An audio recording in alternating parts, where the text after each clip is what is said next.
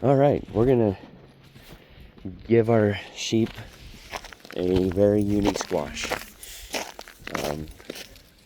Simply because we have it, and sheep love squash. So let me go in here the safe way instead of walking over because it is charged. I'm sure you guys would like to see me get electrocuted, but I don't want to.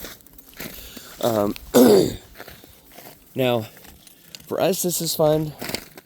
For some of you, you may not think it fun, but when you're starting your homestead, you guys first got to come up with a plan. You guys interested in that? Yeah? Let me break it open for you.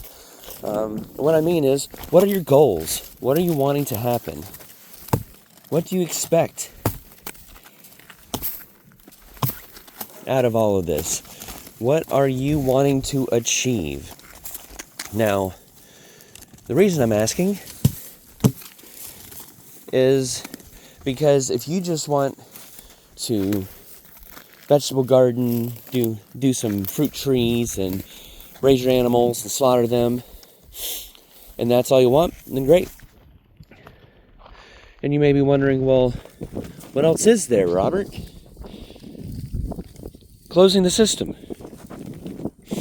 What I mean is, instead of just growing food for yourself, grow food for your animals as well.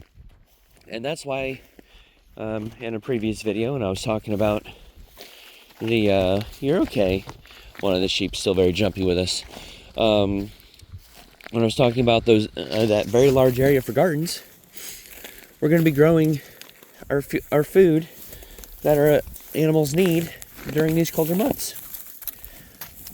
That's it. You guys get to eat that. We usually give them actual pumpkin, and they go to town on that, but that's all they get for now.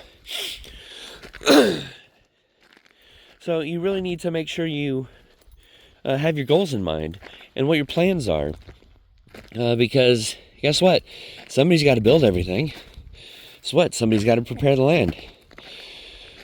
And to try to simplify things, my wife and I have our own set of responsibilities. Now, that doesn't mean we don't help each other with our responsibilities, but it means that we do most of the prep work, we do most of the thinking, and we still communicate to make sure that everything is taken care of.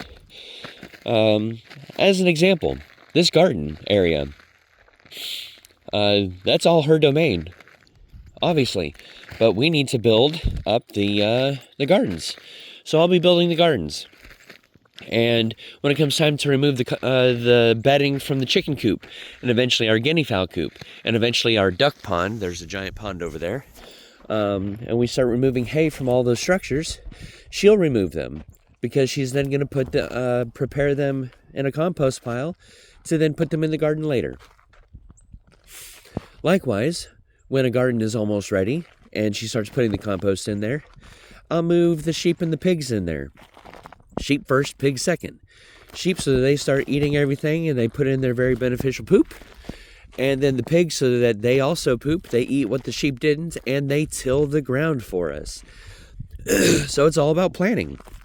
That's another reason why we want to do rotational grazing.